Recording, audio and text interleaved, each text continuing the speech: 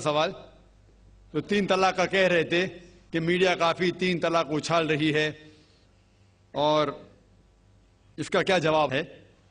अफसोस की बात है कि माशरे में, मुसलमान के माशरे में 3 किस्म की तलाक है।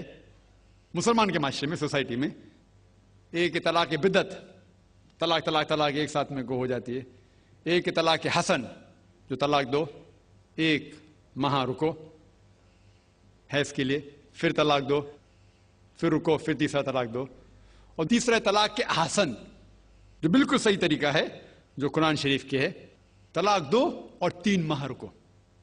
कुरान की आयत है सूरह बकरा में, सूरह नंबर 2 आयत नंबर 228 में लिखा हुआ है कि जब भी आप तलाक देंगे तो 3 माह या 3 हैज की इद्दत है।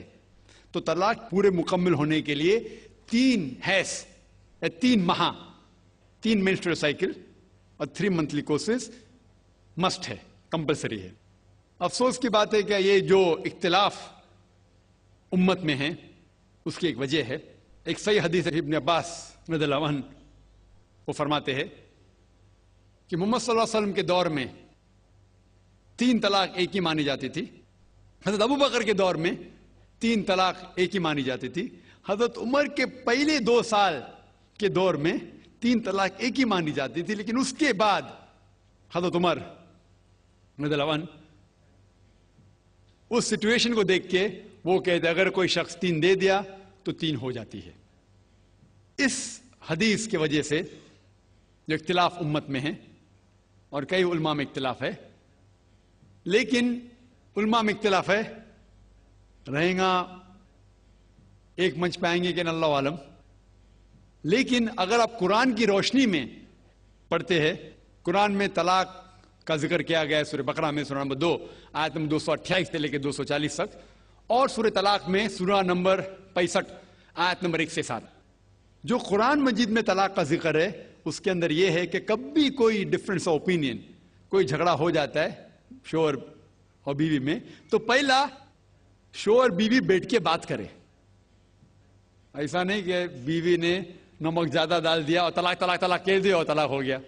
अगर बीवी में नमक ज्यादा डाला, बोले आपको नमक कम चाहिए, मामला सुलझ जाएगा, बैठ के बात करो। फिर भी बात ना बने तो अल्लाह ताला फरमाता है सूरह निसा में, सूरह नंबर 4 आयत नंबर 35 में कि आपके दरमियान एक हकम रखो, एक आर्बिटर बीवी की तरफ से, एक आर्बिटर शोहर की तरफ से। मतलब आर्बिटर, हकम कहते हैं आर्बिटर को, हकम रखो बीवी की तरफ से और शोहर की तरफ से, और मामला को सुलझा लो। फिर भी अगर बात नहीं माने तो आप फिर तलाक दे सकते हैं। तो तलाक देते हैं तो कई उसके क्राइटेरियाज है कि हैज के वक्त तलाक मत दो, जब आप गुस्से में तलाक मत दो, शराब की हालत में तलाक मत दो। उसके बाद जब तलाक दिया जाता है तो 3 माह रुकना चाहिए। तलाक के आसन है जो बिल्कुल सही तरीका है। तलाक दो और 3 माह रुको, और 3 माह के अंदर अगर आप रुजू करना चाहते हैं अपने बीवी से तो रुजू हो सकते, अल्हम्दुलिल्लाह। अगर 3 माह तक आप समझते नहीं मुझे मेरे बीवी से अलग होना ही चाहिए, तो 3 माह के बाद, इद्दत गुजरने के बाद, आप दोनों मियां बीवी नहीं रहते, आप अलग हो जाते। लेकिन उसके बाद अक्सर मुसलमान भी नहीं जानते ये कुरान की आयत क्या है। कुरान शरीफ में लिखा हुआ है सूरह बकरा में, सूरह नंबर 2 आयत नंबर 232 में कि अगर वो शख्स अपनी पुरानी बीवी से फिर से शादी करना चाहता है तो मत रोकिए। तो अगर तलाक हो चुका है सही तरीके से, तलाक के आसन के तरीके से, और 3 माह हो गए, इद्दत गुजर गई, 6 महीने बाद अगर लगा भाई जो मैंने क्या गलत किया, मैं फिर से शादी करना चाहता है, तो वो आदमी अपनी पुरानी बीवी से फिर से निकाह कर सकता है, लेकिन नया निकाह नया महर। नया निकाह नया महर जो कई मुसलमान नहीं जानते। अफसोस की बात है कि हम मुसलमान कुरान को तर्जुमे के साथ पढ़े ही नहीं, सही हदीस को तर्जुमे के साथ पढ़े ही नहीं। अगर हम कुरान शरीफ को सही तरीके से पढ़ेंगे और सही हदीस पे अमल करेंगे तो ये जो गलत फहमियां हैं दूर होंगी। और फिर से अगर शादी हुई, फिर से आप साथ में रह सकते, फिर से प्रॉब्लम हुआ तो फिर तलाक दो, फिर 3 माह रुको, फिर से अलग हो जाओ, फिर से आप चाहते फिर से शादी कर सकते। 3 बार जायज है, तीसरे बार आखिरी बार है, उसके बाद आप फिर से शादी नहीं कर सकते जब तक वो दूसरी किसी से शादी नहीं करे। लेकिन मैंने अपनी जिंदगी में एक भी शख्स मेरे जिंदगी में नहीं आया जो तलाक के हसन किया, सही तरीके से तलाक दिया, अलहदा हो गए, फिर निकाह हो गया, फिर अलहदा हो गए, फिर निकाह हुआ, फिर अलहदा। मैंने कोई भी शख्स मेरे जिंदगी में पूरे दुनिया में ऐसा शख्स के बारे में सुना ही नहीं जो सही तरीके से किया और बिछड़ गया, फिर से शादी की, फिर से बिछड़ गया, फिर से निकाह के, फिर बिछड़ गया, फिर शादी करना चाहता है। अगर आप सही तरीके से कुरान के ऊपर अमल करेंगे तो ये नौबत आएंगी नहीं। और कुछ लोग जो इस्लाम को मजाक बनाए और क्या कहते कि अच्छा अगर एक साथ में दे दिए, 3 तलाक दे दिए, हो गई, अभी क्या हलाला करो। कुरान कहता है 3 तलाक एक साथ में भी देंगे तो एक ही होती है। मोहम्मद सल्लल्लाहु अलैहि वसल्लम के वक्त पे 3 भी एक साथ में देना एक ही होता था। हजरत अबू बकर के टाइम में भी 3 तलाक एक ही होता था।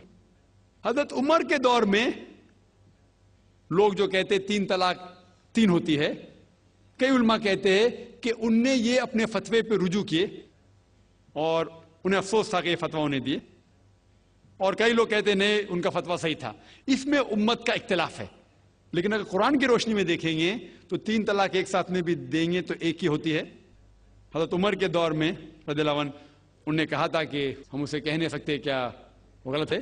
लेकिन उलमा ये कहते हैं, मिसाल तो इब्ने तैमिया, शेख इब्ने तैमिया, वो कहते हैं कि ये हजरत उमर में अल्लाह भी प्लीज रज़ियल्लाहु अन्हु, वो मोहम्मद सल्लल्लाहु अलैहि वसल्लम ने जो कहा उसके ऊपर नहीं है, इसीलिए हमें बात मानना चाहिए कुरान और अल्लाह के रसूल की।